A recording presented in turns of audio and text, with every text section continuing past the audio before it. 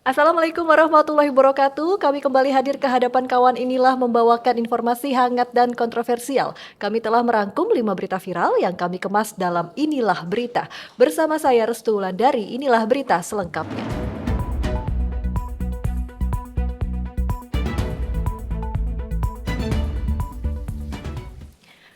Berita pertama, kawan inilah, tim kampanye nasional Prabowo Gibran berencana akan membuat laporan tentang posko kecurangan pemilu yang dibuat Menko Polhukam Mahfud MD.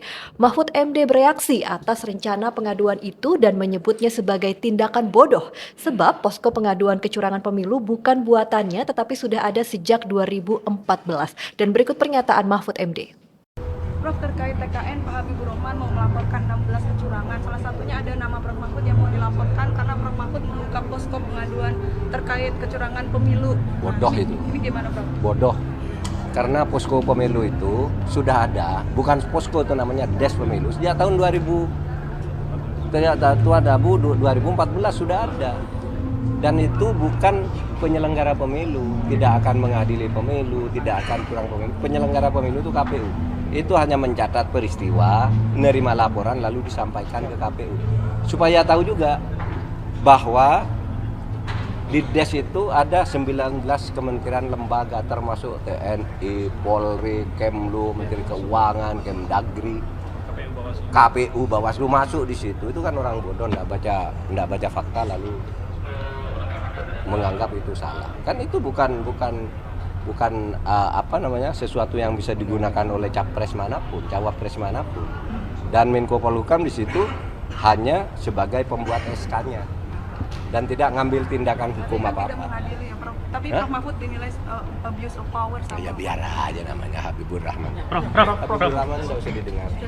Sedangkan Wakil Ketua TKN Prabowo Gibran Habibur Rahman mengatakan salah satu yang akan ditindaki pihak TKN adalah penyebaran koran gelap Ahtung yang sangat masif di berbagai kota besar yang isinya adalah fitnah.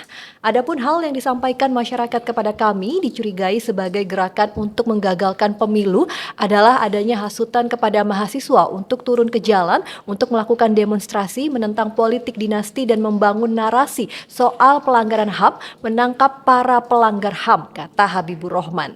Sementara menanggapi kalimat bodoh yang ditujukan padanya, Habibur Rahman melalui akun X-nya mengatakan, "Terima kasih Prof Mahfud yang sudah memention saya meski dengan kata bodoh ya," tulis Habibur Rahman. Habibur Rahman mengaku hanya menyampaikan kritik masyarakat terkait posko pengaduan pelanggaran pemilu di Kemenko Polhukam.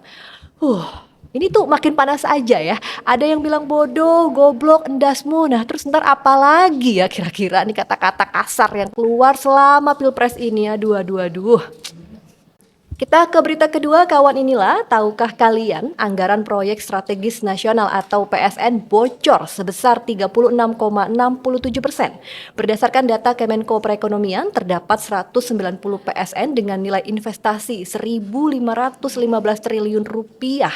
Sehingga kalau dikalkulasi dana 36,67% itu setara dengan 555 triliun rupiah. Wah, luar biasa ya, banyak ya.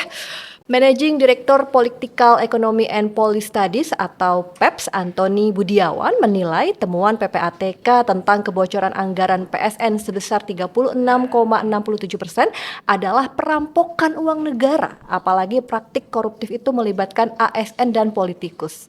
Perampokan uang negara sudah sedemikian brutal, bagaimana bisa APBN bocor dalam jumlah tidak normal? Pelakunya sudah jelas, pejabat negara dan politisi, kata Antoni di Jakarta pada Senin 15 Januari 2024. Jumlah yang dikorupsi sangat tidak normal, mencetak rekor Indonesia atau mungkin dunia, kata Antoni. Nah, besarnya nilai PSN yang bocor ini tidak mengherankan membuat jumlah dan anggaran PSN menggelembung dalam waktu cepat. Ajaibnya, kategori PSN tidak jelas. Maka akibatnya proyek biasa menjelma menjadi strategis. Sebut saja proyek kereta cepat Jakarta-Bandung yang sekarang dinamai Kereta Wus. Itu proyek di mana strategisnya? Atau proyek Bandara Kertajati dan masih banyak proyek-proyek lainnya lagi. Duit APBN tersedot ke proyek infrastruktur atas nama proyek strategis nasional, mengalahkan anggaran sosial untuk mengatasi kemiskinan dan kekurangan gizi atau stunting. Sehingga jangan heran jika tingkat kemiskinan naik di era Jokowi, naik dari 9,22% pada 2019 menjadi 9,57% pada 2022, kata Antoni.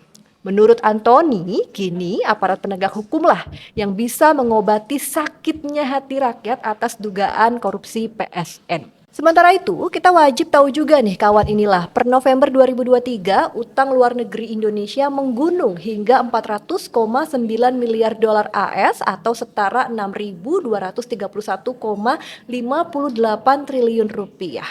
Direktur Eksekutif Departemen Komunikasi Bank Indonesia Herwin Haryono mengatakan naiknya utang luar negeri terutama ini disebabkan transaksi utang luar negeri sektor publik dan pelemahan mata uang dolar Amerika Serikat terhadap mayoritas mata uang global termasuk rupiah. Nah, gimana tuh kawan inilah hampir 37% ya perampokan uang negara oleh PSN tadi. Wah, itu sih bukan bocor lagi, tapi tumpah kayaknya. Gimana menurut kawan inilah, tulis di kolom komentar ya. Kita ke berita ketiga, Badan Pengawas Pemilu Kabupaten Pamekasan, Jawa Timur menyetop alias menghentikan penyelidikan kasus dugaan bagi-bagi uang yang dilakukan penceramah Miftah Maulana Habibur Rahman alias Gus Miftah. Perhentian penyelidikan karena tidak memenuhi unsur pidana, kata Ketua Bawaslu Pamekasan, Sukma Umbara Tirta Firdaus, seperti dikutip Antara. Sukma menjelaskan unsur pidana yang dimaksud sebagaimana tertuang dalam Pasal 523 Undang-Undang Nomor 7 Tahun 2017 tentang Pemilu. Pasal itu menyebutkan setiap pelaksana, peserta dan atau tim kampanye pemilu yang dengan sengaja memberikan uang sebagai imbalan kampanye maka dipidana dengan hukuman penjara paling lama 2 tahun dan denda paling banyak 24 juta rupiah. Sementara hasil penyelidikan tim Bawaslu Pamekasan menyebutkan uang yang dibagikan merupakan uang pribadi pengusaha tembakau Haji Her. Gus Miftah hanya membagikan saja atas permintaan pengusaha tembakau itu dan tidak ada hubungannya dengan dukungan pada salah satu pasangan calon. Karena itu, Bawaslu Pamekasan memutuskan untuk menghentikan penyelidikan kasus ini, kata Sukma. Sebelumnya, aksi bagi-bagi uang yang dilakukan pimpinan Pondok Pesantren Ora Aji Sleman Yogyakarta Gus Miftah itu viral di media sosial. Pasalnya Gus Miftah dikenal sebagai pendukung pasangan nomor urut 2 Prabowo Subianto Gibran Rakabumi Raka. Dalam video berdurasi 1 menit 29 detik yang marak beredar di media sosial itu, Gus Miftah membagi-bagikan uang kepada masyarakat sebesar Rp100.000 per orang. Mereka menerima uang sambil mencium tangan sang penceramah ini. Nomor 2, demikian teriakan yang terdengar dalam suara video itu. Kemudian kamera menyorot kerumunan warga di bagian belakang yang juga antri dan memperlihatkan seseorang yang menggunakan baju hitam bergambar Prabowo Subianto. Video bagi-bagi uang Gus Miftah di kantor perusahaan rokok bawang Mas milik Haji Her itu beredar sejak 28 Desember 2023. 1 hari setelah itu, yakni pada Jumat 29 Desember, Gus Miftah memberikan klarifikasi. Gus Miftah menjelaskan kedatangannya ke Pamekasan tidak dalam rangka kampanye, tetapi karena memenuhi undangan Hairul Umam yang merupakan pengusaha tembakau dan sekaligus Ketua Paguyuban Pelopor Petani dan Pedagang Tembakau Semadura di Jalan Raya Pasar Belumbungan Larangan Pamekasan. Pernyataan Gus Miftah ini berbeda nih dengan yang disampaikan Haji Her saat diperiksa Bawaslu Pamekasan. Ia menyebutkan kedatangan penceramah kondang itu hanya sekedar ngopi dan silaturahmi dan tidak ada kegiatan pengajian. Nah loh, jadi kita harus percaya siapa nih, Gus Miftah atau Haji Her?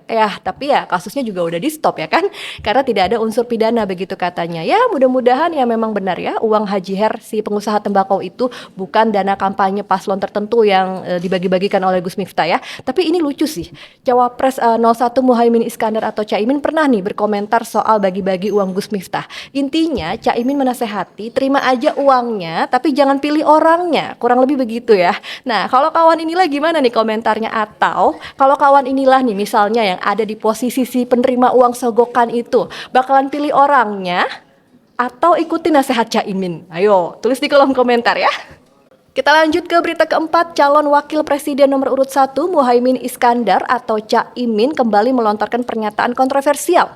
Alih-alih menjadikan Indonesia sebagai destinasi wisata halal terbesar di dunia dan memastikan tak ada lagi wisata haram, pernyataan Cak Imin dianggap meresahkan masyarakat. Kalimat Cak Imin yang dianggap kontroversial adalah saat ia menyebut ada daerah di Pulau Jawa yang jadi sumber makanan babi dan anjing. Masa ada kota kok malah jadi sumber makanan babi dan anjing di Jawa? Itu ndak pas, sehingga sulit berkembang menjadi ekonomi. Tugas kita semua insya Allah destinasi tujuan wisata halal dunia terbesar adalah bangsa kita.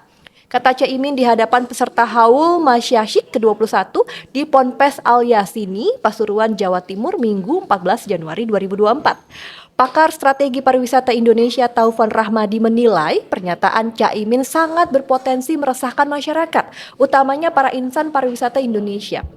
Wisata halal bukanlah bentuk islamisasi destinasi. Konsep wisata halal itu berkaitan dengan gaya hidup dan extended service yang diberikan kepada wisatawan baik muslim ataupun non-muslim yang memang menghendaki layanan halal pada saat berlibur di destinasi, ujar Taufan. Menurut Taufan, wisata halal sudah pasti tidak akan membunuh wisata konvensional yang sudah ada selama ini. Justru dengan konsep itu pengelola destinasi dapat memberikan pilihan kepada wisatawan untuk memilih layanan berwisata sesuai kebutuhan. Setelah timbul polemik, Cak Imin langsung mengklarifikasi pernyataannya tentang wisata halal dan haram. Perlu saya jelaskan bahwa saya tidak sampaikan bahwa wisata halal itu tidak meniadakan yang sudah ada, kata Cak Imin kepada wartawan.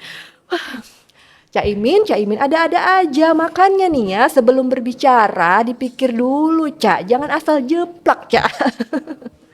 Kita sampai ke berita terakhir atau berita kelima, tidak penting tetapi menggemaskan ya, khas inilah berita.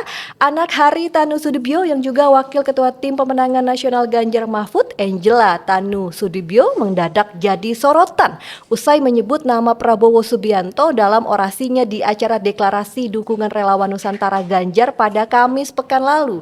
Momen salah sebut ini viral di berbagai platform media sosial dalam bentuk rekaman video di hari Minggu 14 Januari 2024. Tampak Angela sedang berorasi di panggung yang disaksikan langsung Ganjar Pranowo dan Hari Tanu Sudibyo serta sejumlah relawan yang hadir. Alih-alih membakar semangat para relawan dengan menyebut nama Ganjar, Angela malah meneriakkan nama Prabowo. Akibat kejadian salah sebut nama ini, Angela sontak mendapat teriakan dari para relawan yang hadir di hadapannya. Angela pun meminta maaf dan menyampaikan manusia tidak luput dari dosa dan kesalahan. Dan berikut video Angela selengkapnya. Saya senang hari ini di tengah para relawan Naga. Kenapa? Karena ini menambah simpul kekuatan kita untuk bisa memenangkan paslon nomor urut 3, Prabowo.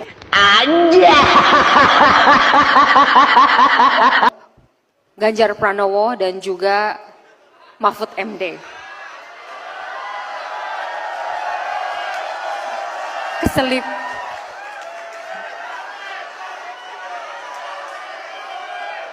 Ulang, kita yel-yel lagi lah. Ganjar Pranowo. Ganjar Mahfud.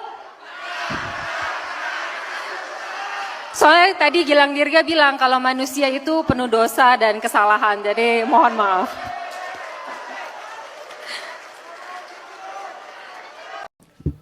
Gimana menurut kawan inilah nih? Untung Angela yang ngomongnya cantik ya, masih cuma diteriakin doang. Coba kalau yang salah ngomong tuh Gibran, Cak Imin, itu sih lebih kontroversial lagi kayaknya ya. Menurut kawan gimana? Tulis di kolom komentar ya.